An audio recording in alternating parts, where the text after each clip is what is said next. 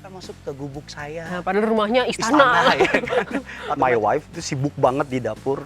Mungkin sampai Tuhan datang kali sibuk banget di dapur. Ya kan? Jadi kakak-kakak kalau kita tinggi hati ada nggak sih ganjaran yang bakal didapat? Yes, ya.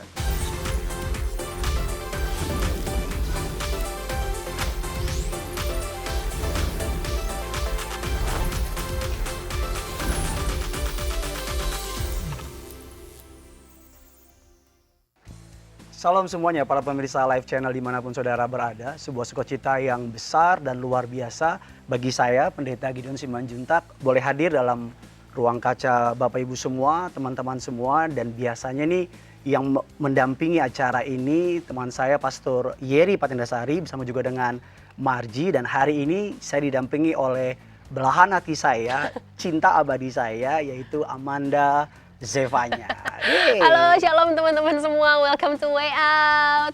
Senang Jalan ya. keluar. Jalan keluar. Jalan keluar. Jadi mudah-mudahan yang lagi stuck, mentok, bingung mau jalan keluar. Yes. Ini solusinya. Betul, dan mudah-mudahan tema kita hari ini juga bisa jadi jalan keluar juga buat teman-teman yang dengar gitu ya. Well, gila kalau kita langsung mulai aja nih. Ini biasanya nih kan host sebelumnya kan Bang Yeri sama Marji. Sama Marji. Nah, hari ini kita berdua nih. Hari kita berdua. Kita ngomong tatap-tatapan aja kali ya. Kita ngomong bahasan isu rumah tangga aja gimana? Biaya rumahan. Iya benar, biaya bulanan. Biaya bulanan. Oke, hari ini Way Out bahas apa deh, saya? Hari ini kita mau bahas temanya tuh tentang kerendahan hati teman-teman. Dan kalau buat aku sendiri sih kerendahan hati salah satu modal dasar yang harus dimiliki sama anak Tuhan ya. Yes. Kayaknya itu dasar dari semuanya gitu. Buah roh juga pasti dasarnya dari kerendahan hati juga gitu kan. Kalau menurut kamu sendiri? Rendah hati tuh gampang diomongin tapi susah dilakuin. Ya. Itu dia makanya. Kan? Orang bilang rendah hati, tapi belum tentu ngelakuin. Benar. Kadang juga orang ngerasa gue udah cukup rendah hati kok gitu ya kan. Nah sekarang pertanyaan aku nih, kalau menurut kamu sendiri Beb dan menurut menurut Alkitab kali ya, kerendahan hati itu apa sih? Ketika kita bicara mengenai rendah hati sangat berbeda dengan yang namanya rendah diri. Ada banyak orang menyamakan rendah hati dengan rendah diri. Misalnya dipuji, enggak kok, ya, semua kan karena Tuhan. Nenek juga tahu semua karena Tuhan ya. Enggak kok, ya pokoknya rendah hati sama rendah diri itu sangat berbeda. Karena rendah diri itu minder, merasa nggak mampu, nggak percaya diri, merasa bahwa hidupnya tuh serba kurang dan sebagainya. Sedangkan kalau rendah hati, di satu sisi dia mampu, di satu sisi dia bisa, di satu sisi dia tuh punya kemampuan, tapi nggak mau sok. Ya, istilahnya nggak mau menonjolkan diri. Seperti itu. Nah justru kerendahan hati yang sejati modelnya seperti itu. Jadi ada orang berpikir rendah hati itu kan bungkuk-bungkuk. Iya benar. Ketemu orang tuh kayaknya enggak gitu. Atau juga bisa dipuji kayak silakan masuk jelek-jelek begini, silakan masuk ke gubuk saya. Nah, padahal rumahnya istana. Ya kan? Atau enggak juga bilang ya jelek-jelek ini hasil keringat sendiri.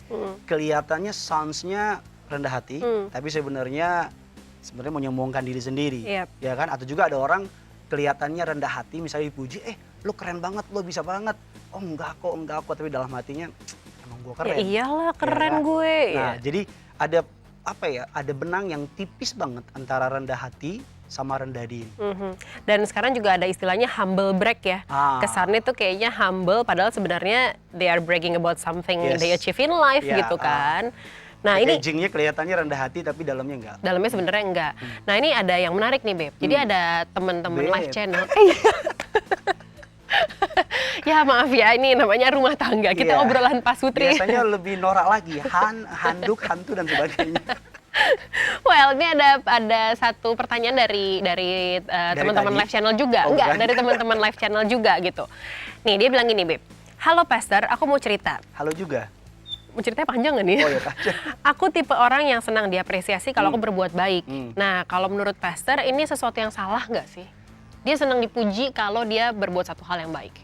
Senang dipuji, senang diapresiasi, bagi aku sih suatu hal yang baik ya. Karena kita perlu memuji orang. Kayak contoh istri saya tuh dulu masakannya nggak apa-apa ini.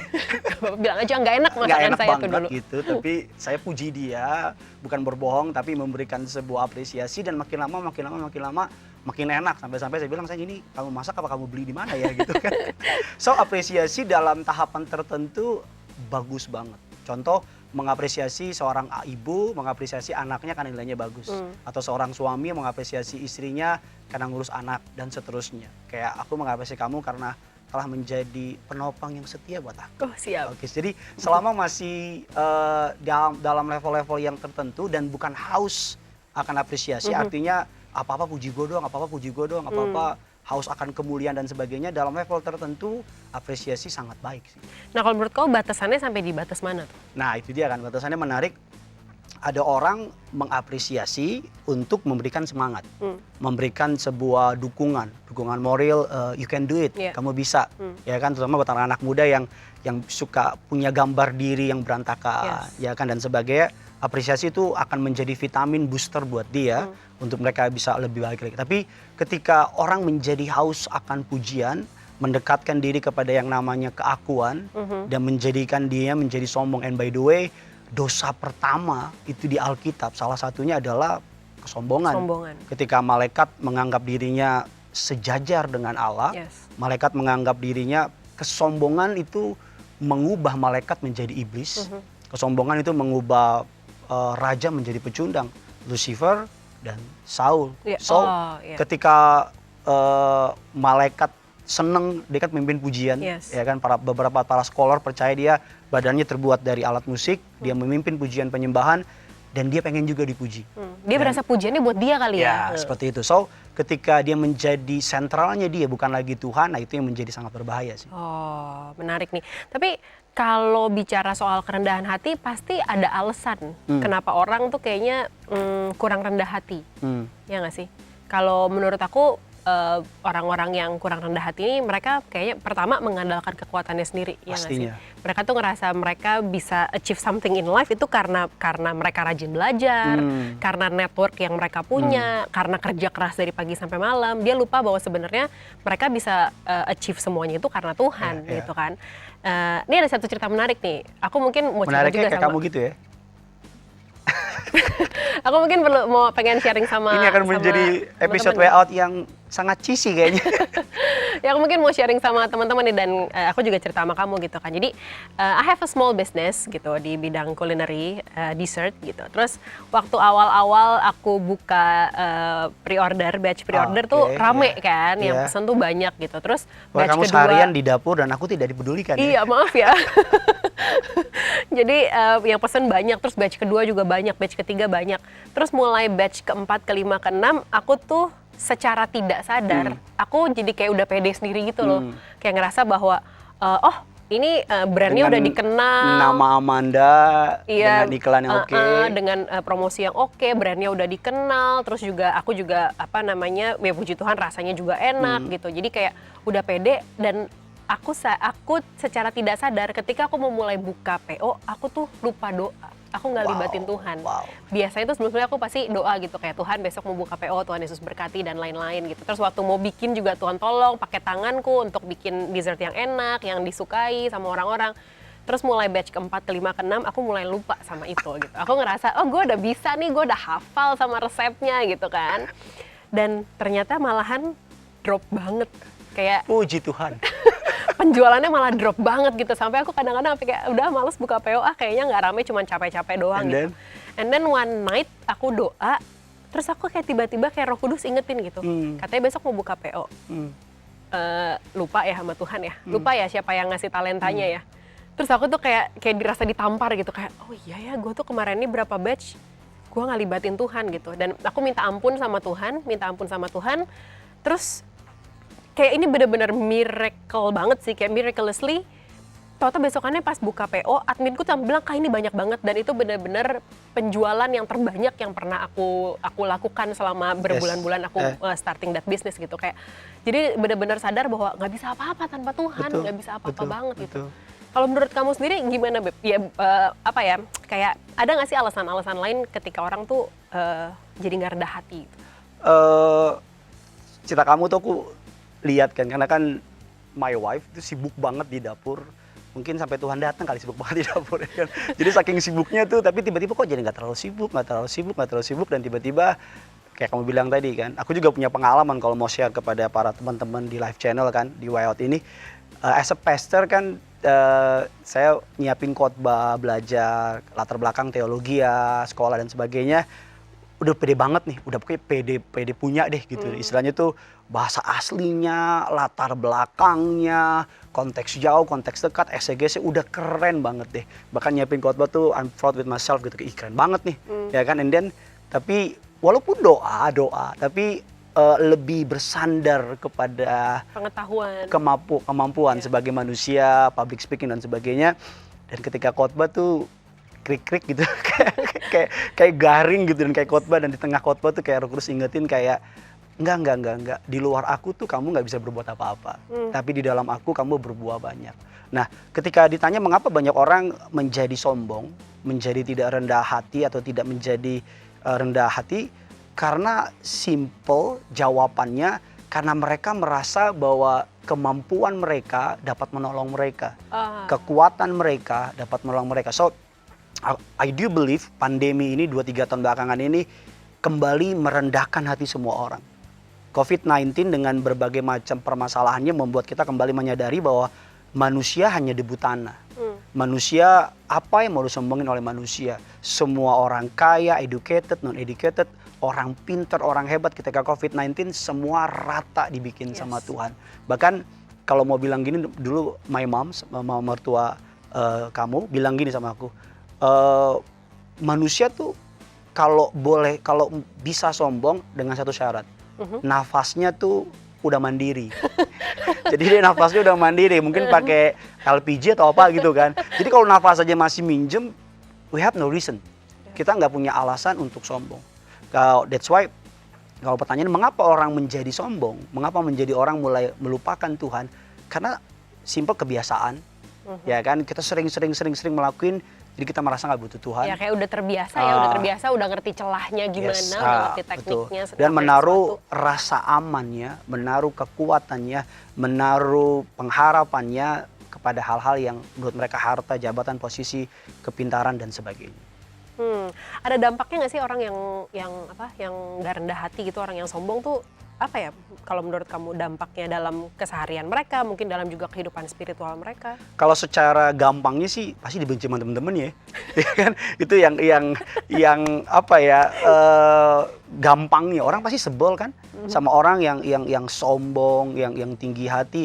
Dan kalau secara Alkitab, orang yang sombong, Alkitab katakan ya kerendahan hati Allah menyukai, kesombongan hati Allah nggak menyukai. So kerendahan hati akan, seorang hamba Tuhan bilang gini, Edwin Cole mau ngomong gini, kerendahan hati mendahului berkat. Kerendahan hati mendahului Jadi kalau berkat. mau diberkatin, rendah hati. So kalau boleh dibalik perkataan itu, ketinggian hati atau kesombongan mendahului kehancuran. Jadi cara paling gampang untuk jatuh ya sombong aja.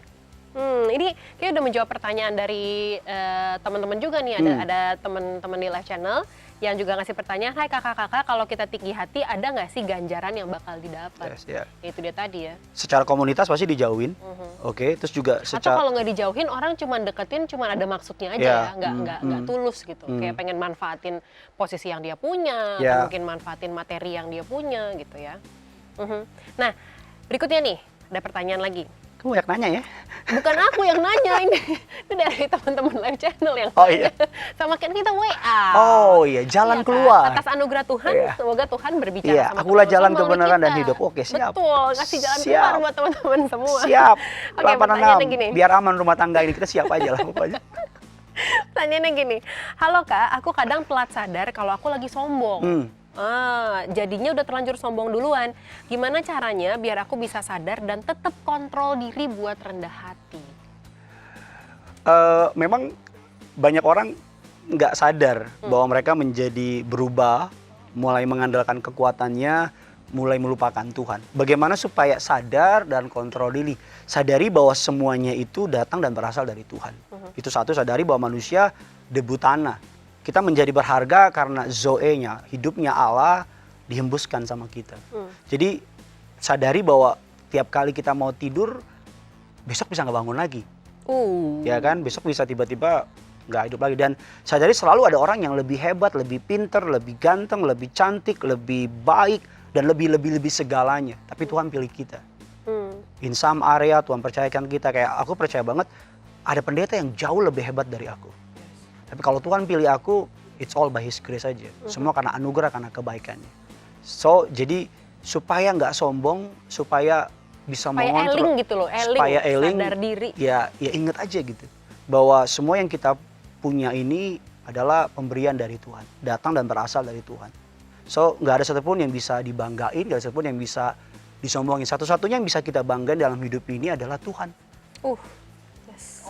Hanya Yesus saja yang bisa kita banggain, yang bisa kita boasting.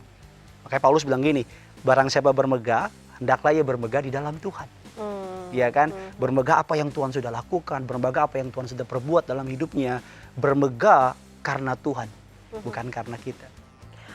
Siapa sih tokoh di Alkitab yang menurut kamu tuh paling rendah hati, paling jadi contoh kerendahan hati yang ultimate gitu? Mungkin selain Tuhan Yesus kali ya, kalau Tuhan Yesus kalau sudah ultimate ya pasti Tuhan Yesus. udah jelas banget gitu.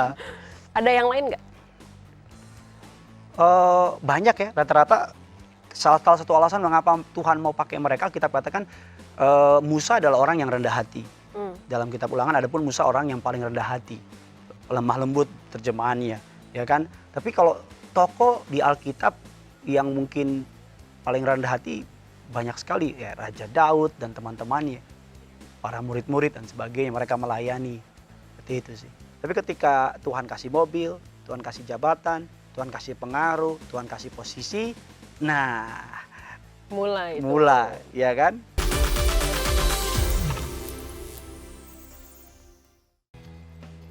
By the way teman-teman, jangan lupa untuk follow Instagram Live Channel di Live Channel 91. Dan kita welcome banget kalau teman-teman ada mungkin masukan tema untuk way out episode selanjutnya, atau juga ada pertanyaan gitu. Teman-teman boleh mungkin kirim bisa via direct message gitu ya, atau misalnya bisa telepon juga, hubungin langsung aja ke bawah sini gitu.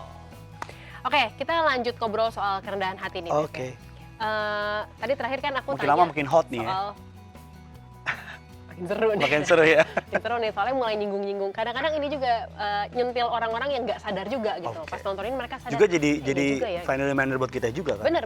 Kan kayak firman Tuhan emang pedang bermata dua kan. Tepat sekali. Nusuk ke kita juga kadang-kadang lebih sakit nusuknya. Satu jari ke sana, empatnya kemari. Iya bener. Lebih sakit nusuknya ke kita kadang-kadang.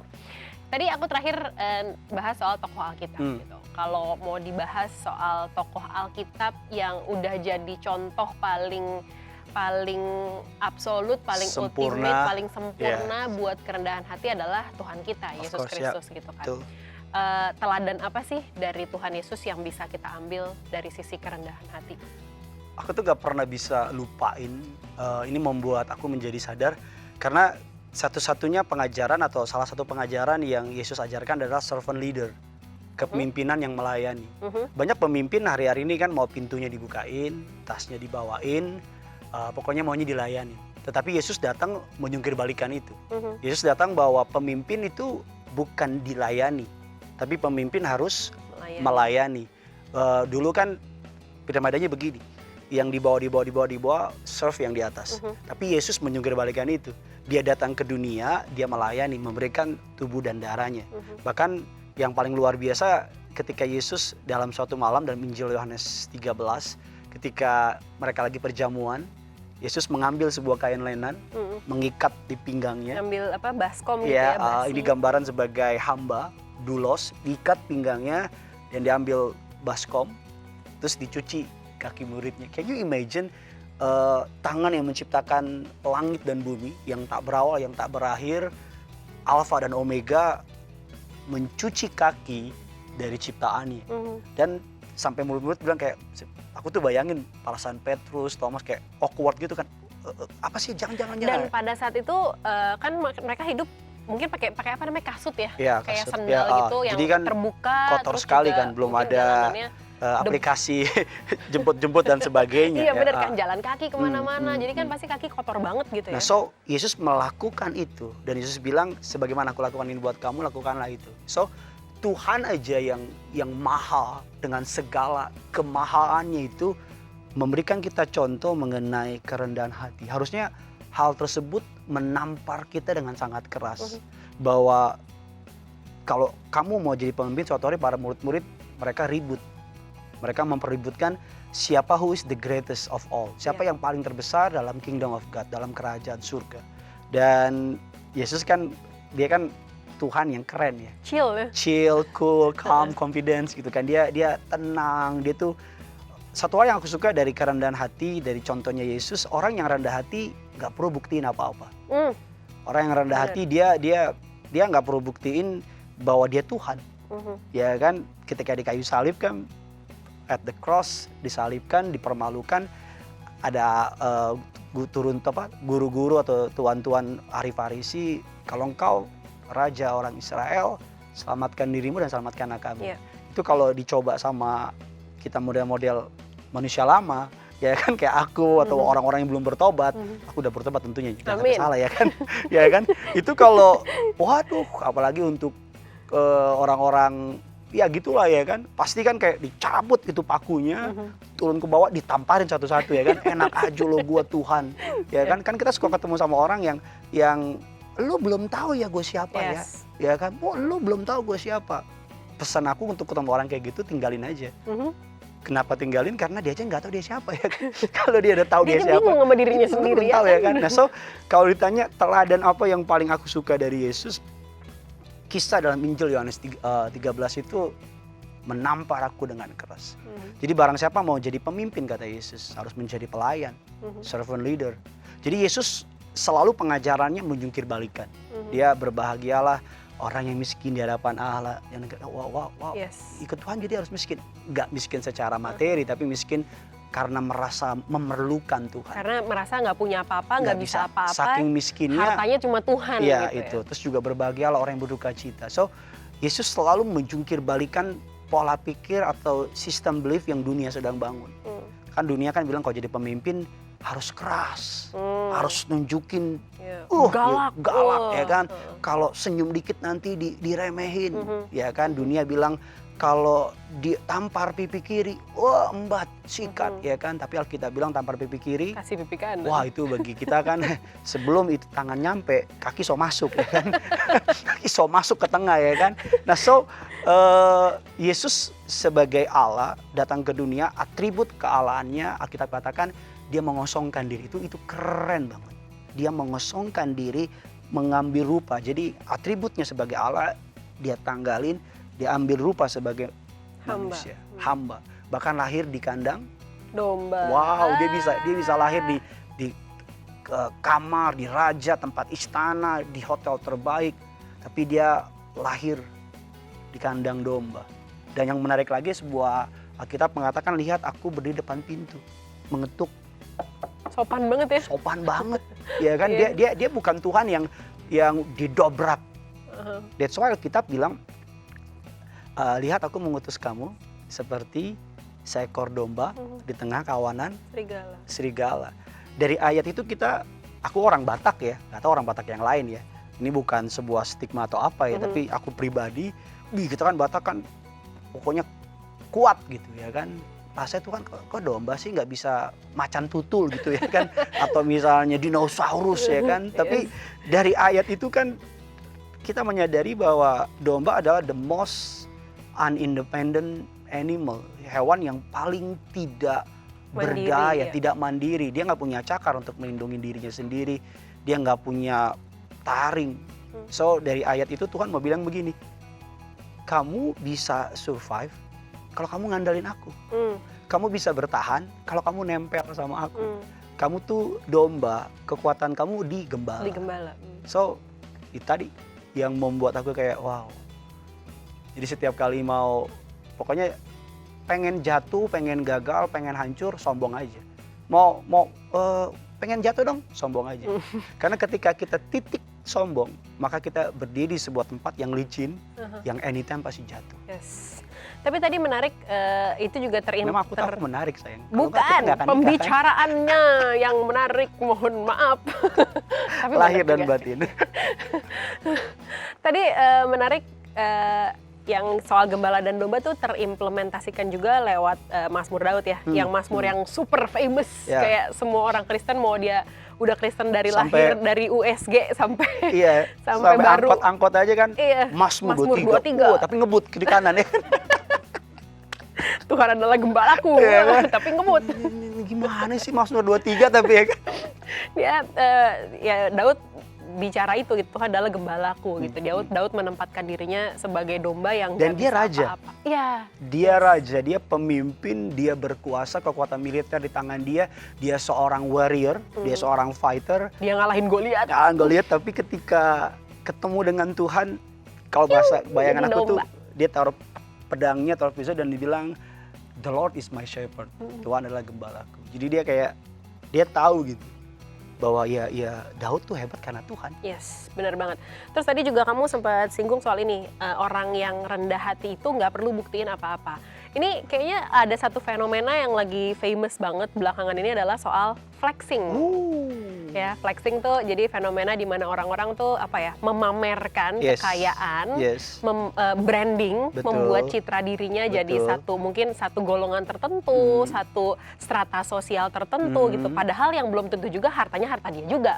Bisa juga cuman sekedar minjem kah atau pokoknya bukan punya dia, tapi untuk menggambarkan dirinya kayak, hey look at me, gue seseorang, gue famous, gue punya harta banyak, gue punya tas brand ABCDE, punya mobil ABCDE, liburan ke negara mana-mana, yang tujuannya adalah untuk mendapat pengakuan, ya nggak sih? Kayak jadi tuh emang mungkin di masa sekarang, terutama juga di keterbukaan informasi kayak sekarang, tipis banget ya untuk jadi tetap jaga hati kita, tetap rendah hati, tetap ngandelin Tuhan, yang nggak perlu buktiin apa-apa itu. Yang lebih menarik lagi sekarang kan sosial media, kecanggihan zaman itu membuat kita seakan-akan berlomba-lomba untuk memamerkan hidup, ya kan, memamerkan kehidupan, lagi makan nih, gitu ya kan, lagi mau tidur nih, ya kan, atau jualan penyewaan iPhone terbaru, penyewaan tas-tas branded terbaru. Banyak orang sekarang beli barang bukan untuk dipakai, tapi untuk kasih statement bahwa gue the have loh, gue mampu, bahkan nggak masalah sih kalau mampu. Yang tujuannya buat nyenengin orang yang dia nggak suka. Nah, tujuannya buat yang dia benci, mengimpress orang yang dia benci. Jadi kayak what for? Iya. Aku mau tanya deh, ini sedikit intermezzo ya. Laki-laki kan berdandan untuk pasangannya kan. Tapi katanya wanita berdandan itu untuk wanita lain. Wanita lain gitu katanya. Oh benar ya ternyata. Jadi jangan GR Anda para pria, jangan GR. Oke. Kita perempuan bersolek untuk. Mari kita kembali. Kita kembali. Oke, ini ada pertanyaan. Ini kritis banget nih ya. Ini dari teman-teman juga. Pertanyaan ini kritis banget. Hai Pastor, aku baca di Amsal 16 ayat 5. Kalau orang yang tinggi hati adalah kekejian bagi Tuhan. Berarti Tuhan benci sama orang yang sombong ya? Berarti aku juga boleh benci mereka dong? Enggak gitu cara mainnya, Bambang. Gimana nih? Enggak begitu cara mainnya ya. Ya burun ya, Pak? Apa? Yorobun ya. Yorobun. Allah orang yang sombong hati adalah kekejian bagi Allah, karena konsepnya, pola berpikirnya bahwa Allah selalu mau diandalkan. Allah selalu mau dijadikan sebagai tempat kita menaruh rasa aman. Jangan menaruh rasa aman kita di harta, di jabatan, di posisi, di koneksi, di kemampuan kita. Allah, Alkitab katakan dia Allah yang pencemburu. Dia nggak mau ada sesuatu yang lebih diandalkan daripada dia. That's why kalau kita baca dari kitab Kejadian sampai dengan akhir, selalu hati kita ini yang paling matters. Dunia beserta dengan Allah memperebutkannya. Makanya Alkitab katakan bahwa hati kita tuh Allah ingin ambil. Jadi dia lakukan dengan segala kasih kebaikannya. Allah menunjukkan bahwa ayo sama aku. Tapi dunia bilang ayo andalkan kekuatan, andalkan harta, andalkan jabatan dan kemampuan. Nah, ketika manusia dalam Alkitab dikatakan membangun menara Babel. Menara Babel adalah roh atau kisah bahwa manusia ingin ke surga tanpa Tuhan. Jadi mereka membangun menara tinggi sampai kepada Allah. Makanya disitulah dikacaukan bahasanya. Ya kan? Nah, menara Babel adalah sebuah gambaran bahwa ketika manusia ingin menyamai Tuhan, ketika manusia ingin sampai ke surga tanpa Tuhan, Allah hancurkan. Kok kamu lihat gue sampai terpanah gitu sih? Terpesona. Oh gitu ya. Dia lihat kayak gimana gitu. So, itu disebut sebagai kekejian karena Allah menganggap itu sebenarnya itu lebih based on love. Dia tuh bilang gini, kalau kamu nggak andalin aku tuh kamu hancur. Kalau kamu nggak sama aku tuh kamu tuh berantakan. Ya kan, kamu tuh nggak bisa buat apa-apa. Nah, tapi bukan kita bisa benci orang yang demikian. Jadi kayak, Allah benci lu, gue benci lu. No, karena Alkitab selalu mengatakan kasihi. Karena Allah adalah kasih. So justru orang yang seperti itu kita harus melihat dari sudut pandang kacamatanya Tuhan. Gitu.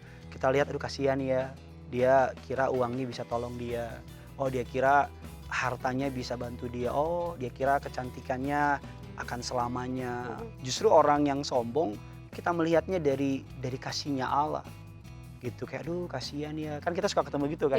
Lihat orang-orang yang menganggap dirinya pusat alam semesta, kayaknya dia dan alam semesta berputar di tengah dia jadi gitu. tengahnya alam semesta muter ya kan, jadi it's all about dia ya kan. Kalau dia masuk ke sebuah ruangan kayak semua mata tertuju kepada dia kan, padahal kan gak ada yang ngeliatin dia juga kan. Nah so justru lihat orang kayak gitu kita harus berbelas kasihan.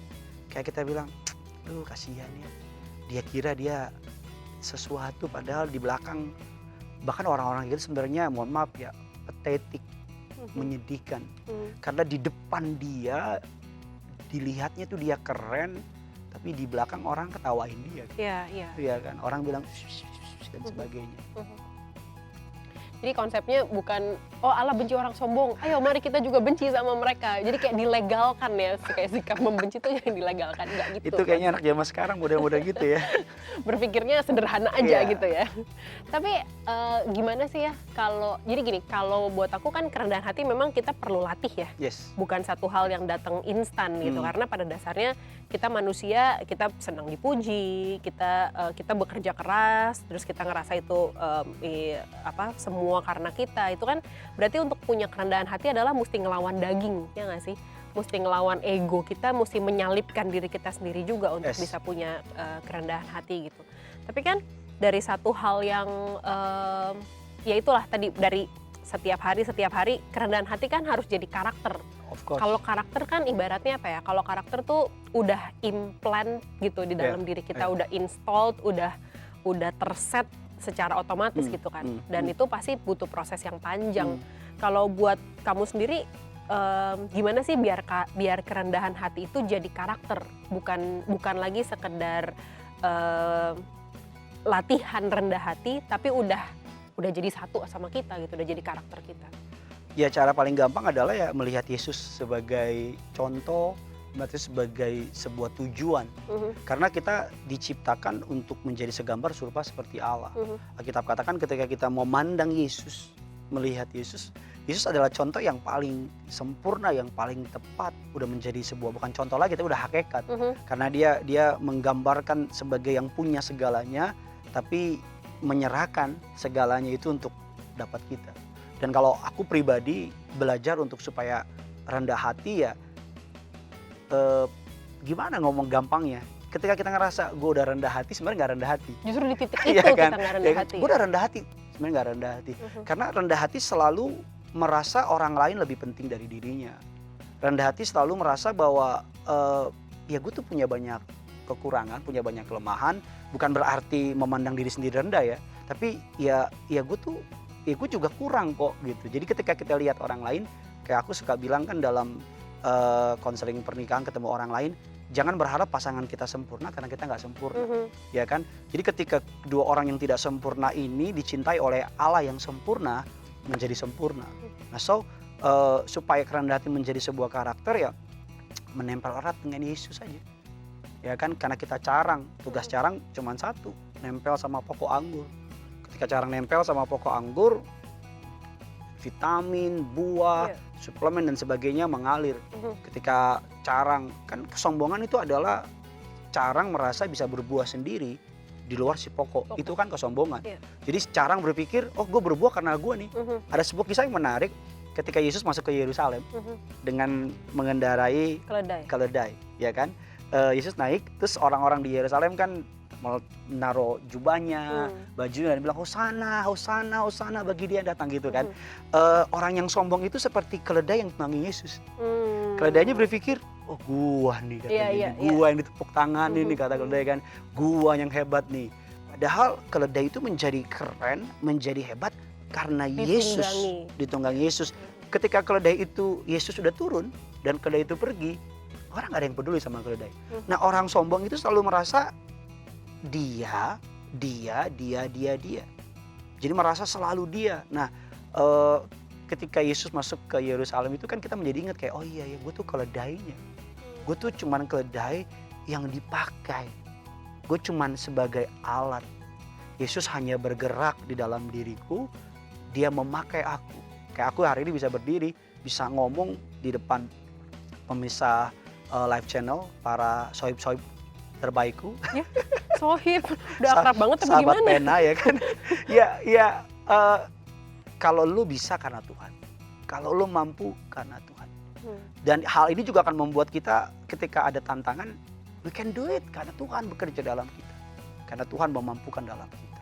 Tapi gimana ya, kadang-kadang kan gini, kayak Nggak ada misalnya gimana-gimana, udah gitu jawabannya. bukan.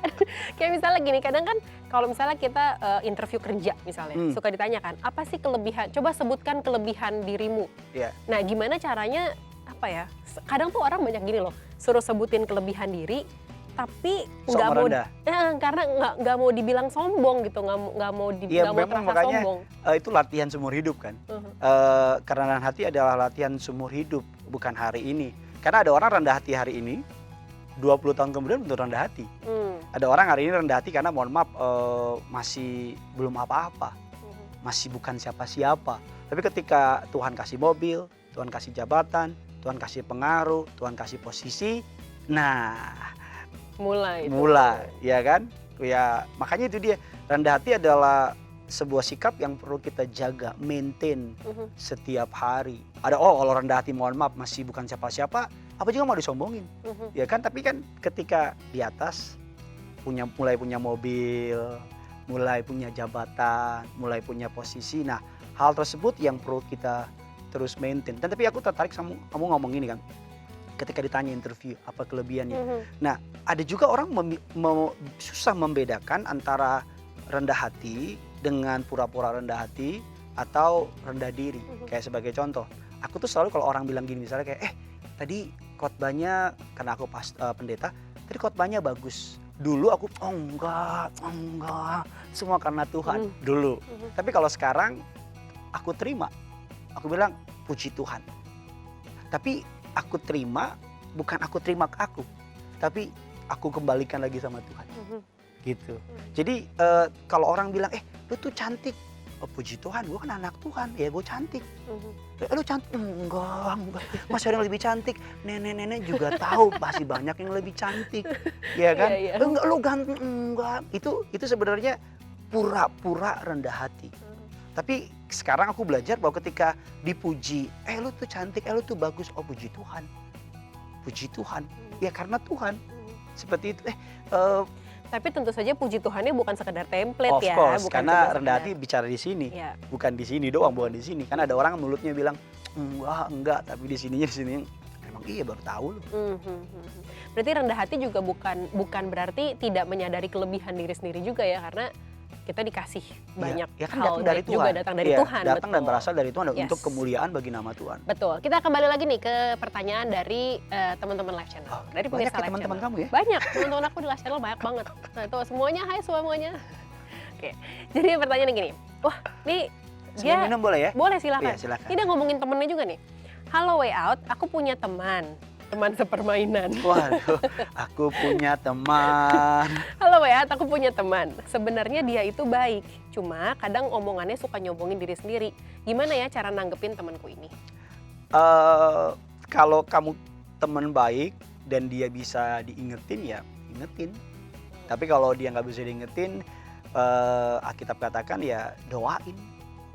Seperti itu, doain. Karena sesungguhnya dia sedang menuju kepada kehancuran, menuju kepada sebuah kejatuhan. Kadang kan orang kalau misalnya kita nggak betah gitu dengerin orang yang kalau udah nyombong-nyombong kan. Jadi kan kadang-kadang kitanya juga kayak suka fake depan dia nggak sih, kayak oh iya padahal tuh males gitu. Ya makanya kita bilang kan jangan menjadi serupa segambar seperti dunia.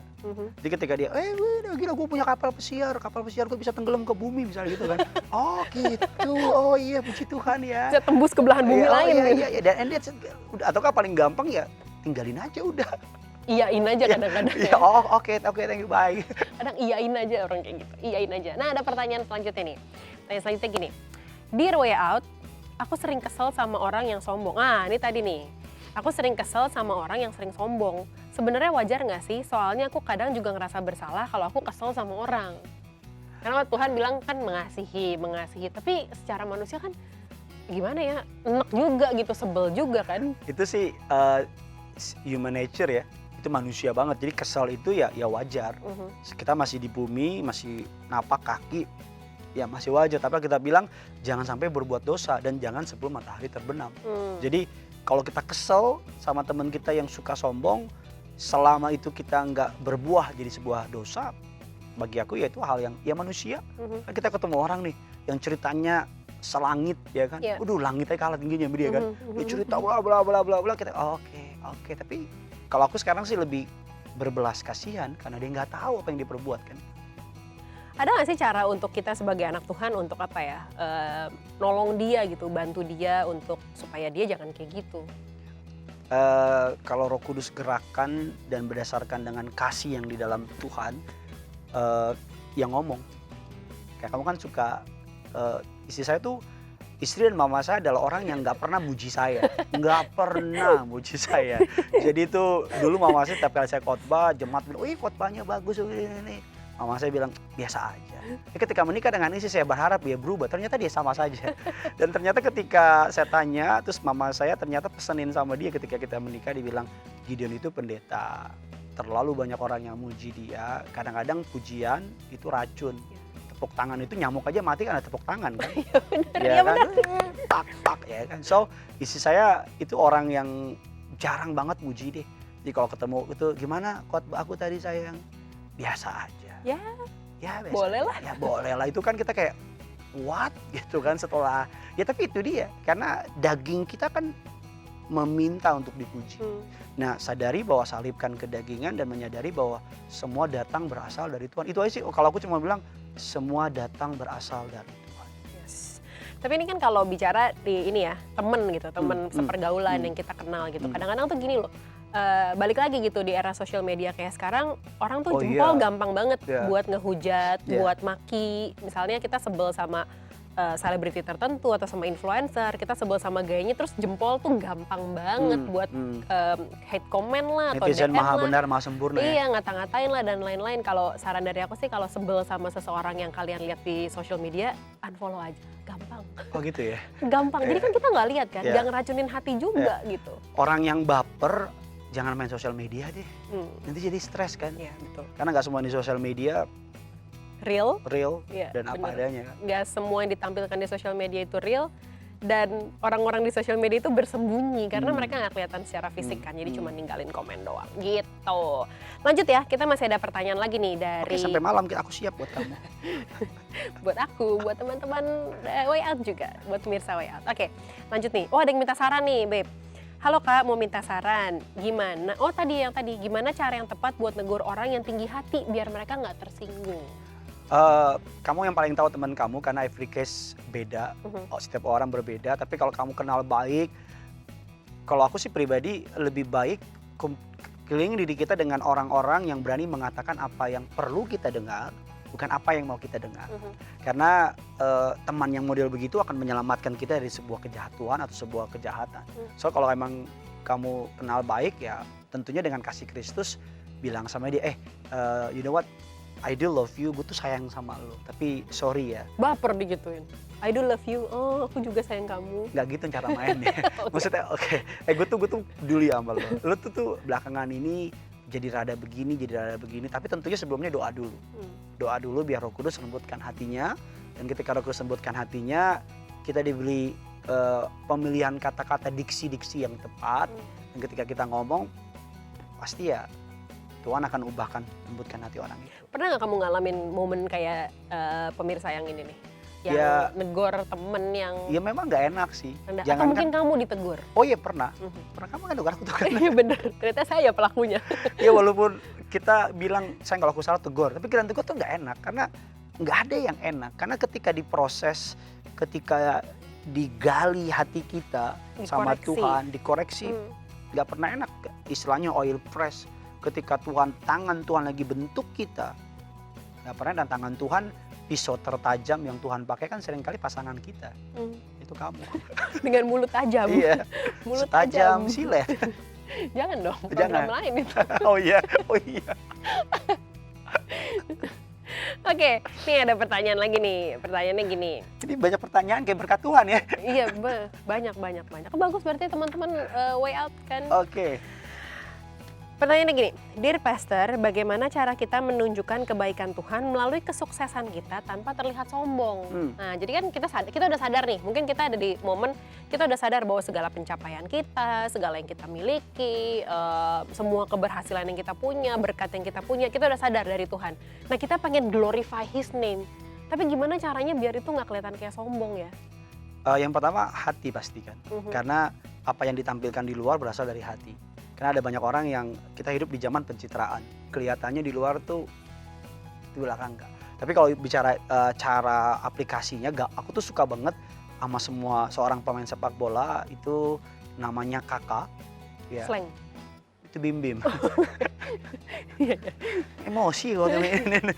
Jadi apa tiap dia kali pegawai ini minimart, dikit-dikit, iya kakak, isi pulsanya kakak. Orang Ambon, kakak. Jadi tiap kali dia main sepak bola, dia nyetak gol, dia selalu angkat baju dalamnya, tulisannya I belong to Jesus. Beberapa survei bilang setiap kali dia habis nyetak gol, angka pencarian di Google tentang Jesus itu meningkat puluhan juta kali. Aku suka banget setiap kali ada anak Tuhan yang menang penghargaan baik dalam dunia entertainment, mereka selalu angkat piala dan bilang thank you Lord Jesus atau terima kasih Tuhan Yesus. Bagi aku itu cara yang paling gampang ya. Setiap kali, that's why Alkitab katakan kamu garam, kamu terang. Biarlah perbuatan baikmu menjadi terang bagi orang banyak. Supaya mereka memuliakan nama Bapamu di surga. So, tiap kali kamu berhasil, kamu bisa bilang, aku bisa karena Yesus. Dan mean it aja, sungguh-sungguh lakuin itu.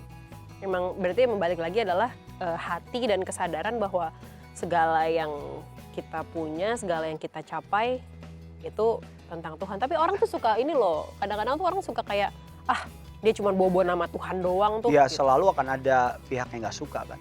Ya kan, tapi setiap kali kita selalu memuliakan Tuhan dalam setiap kesuksesan kita, kabar baiknya Allah akan melihat kita dan Allah, kan kita jadi stewardship sebagai pengelola yang dipercaya. Kita dilihat Tuhan berbuah. Karena setiap kali kita dipercayakan sesuatu yang besar, kita kembalikan kepada Dia, Tuhan akan tambahin lagi, lipat gandain lagi dan beriin lagi buat orang itu. Oke, ini ada pertanyaan terakhir dari Ultimate. pemirsa Way Out. Pertanyaan terakhir. Mungkin pertanyaan terakhir dari pemirsa, tapi belum tentu pertanyaan terakhir dari aku. Oke. Pertanyaan terakhir dari pemirsa Way Out gini. Halo Way Out, saya selalu belajar untuk rendah hati. Oh, namun saya selalu diperlakukan tidak adil. Bagaimana saya menyikapinya? Karena rendah hati, iya nurut apa segala macam, nggak ngelawan, nggak menunjukkan power sendiri, tapi jadinya diinjek-injek. Gimana tuh? Orang kan suka bilang gini ya, lu kalau di Jakarta, lu di kota besar, lu rendah hati, lu diinjek lo. Ini ibu kota lebih kejam daripada ibu tiri, seperti itu kan. Kita harus tunjukin kekuatan kita. That's why kita bilang barang siapa mau ikut aku harus pikul salib, mati bagi dirinya sendiri. Yesus kurang diperlakukan gak adil apa? Dia Tuhan, dia bayangin pencipta diludahin sama ciptaannya. Itu kalau kita kan gampang gampang nggak nuntut balas sama orang di atas kita. Kadang sama anak aja, kalau anak mulai belagu-belagu kita sebel ya. Iya kan, misalnya kayak ini curhat di depan umum ya. Nah, maksudnya kan kayak Tuhan dicaci maki, diludahin sama penciptanya. Kita sama anak aja akan kan. menjadi sebuah tantangan yang besar ketika kita punya power, kita punya posisi, dan orang yang jahatin kita under our authority. Itu tuh bener-bener istilahnya, kalau yang jahatin kita bos, paling ngadu sama Tuhan kan. Tuhan tolong ya kan, ya kan. Tapi Tuhan bukan Tuhan lagi, Tuhan ya. Tapi ketika orang tadi kan dibilang aku udah rendah hati, tapi malah diperlakukan gak adil.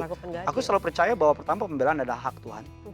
Memang ikut Tuhan kelihatannya lemah, ikut Tuhan kelihatannya mengalah, itu kelihatannya kayak gimana. Tapi aku selalu percaya mengalah bukan berarti kalah, mengalah bukan berarti salah, mengalah bukan berarti lemah.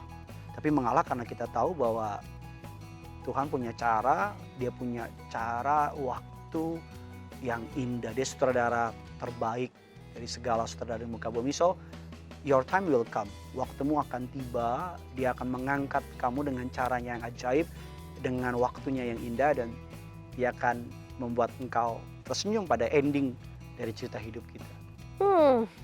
Menarik. Oke, terakhir sebagai penutup ada ini dong, Beb, apa ya, pesan. Gitu dong, Beb. Jadi semangat nih. Pesan-pesan terakhir, message to sum up pembicaraan kita soal kerendahan hati hari ini di Way Out. Yang menjadi way out juga buat teman-teman yang sedang mengalami problem seputaran tema kerendahan hati. Mungkin gampangnya cuma mau bilang bahwa kita bisa karena Tuhan. Kita mampu karena Tuhan. Jadi bear on your mind, kalungkan dalam hatimu bahwa seluruh kekuatan kita datang dan berasal dari Tuhan. Jauh dari Tuhan kita binasa, dekat dengan Tuhan kita dapat melakukan banyak perkara-perkara gagah perkasa. Amin, amin, amin.